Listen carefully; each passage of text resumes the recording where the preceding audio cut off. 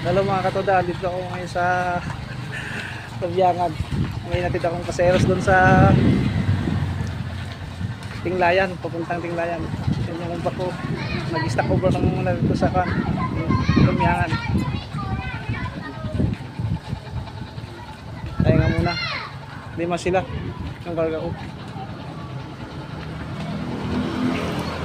Baka nagpahinga muna para kan aakyat kami doon sa Kagaluan. Kuminto muna kami dito sa pan. Inuman dito sa may lugbakan mga katoda. Yan. Sa may tubig. Ayun, yan yung bako papuntang Tinglayan, going to Tinglayan. May kasabay pa kaming pumunta ng Sagada yan. Pumunta sila ng Sagada. Wala yung sa akin. Pumunta kami ng Tinglayan.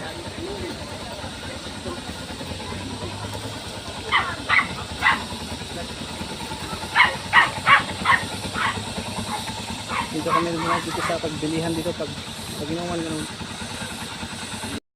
Kuminto kami yung mga katoda dito sa pababa dito sa pababa dito sa Bangad. Kuminto kami yung mga nag-help sa akin. Yan yung mga nag-help sa akin, lima sila. Si ma'am. Papuntang Tanglayan.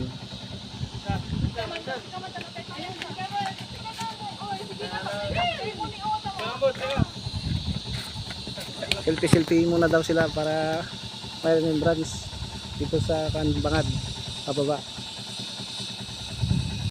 Hello mga katoda, nakarating na kami dito sa Tinglayan. Karating na kami. Welcome to Tinglayan National High School. Yan yung mga kasama kong mag-help. Lima sila. Yan yung bako. Andun yung isang kan. Sige madam. Tinglayan. Pupunta sila doon sa mga bahay na yun. Yan sila pupunta doon sa mga bahay na yun. Sa kabila.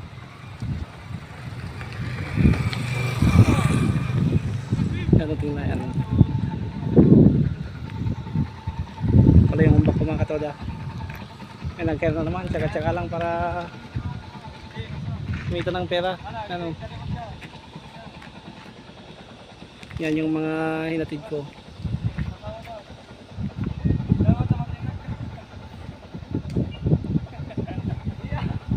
Dito sa Tinglayan.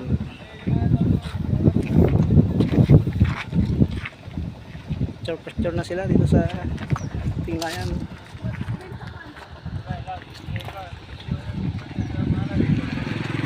Yung si madam yung nag-hair. Kasama niya itong mga binata. Bibili yata ng decal.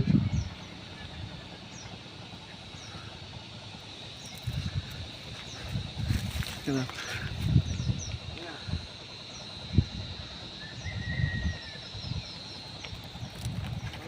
Jalan lagi bal-bala ya.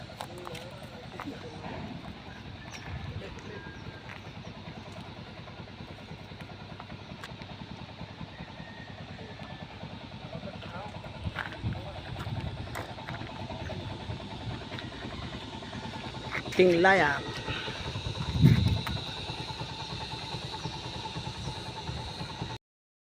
Hello mga katoda, yun pala yung Bangad village ng Bangad. Yan yan Bangad yan. Mga bahay na yan. Yan. Pauwi na ako ng Bulanaw. Yung bako galing ako ng Tinglayan, yung hinatid ko kaninang lima na paseros mga katoda. Tsaga-tsaga lang para kumita ng pera. Kung walang tsaga, wala. Mga katoda, ganyan talagang buhay. Hello mga katoda, naggasolina tayo muna dito sa Charig Malango, sa gasoline station.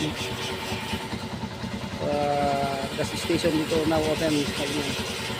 So Charig Malango, going to pauwi na ako ng Bulanaw.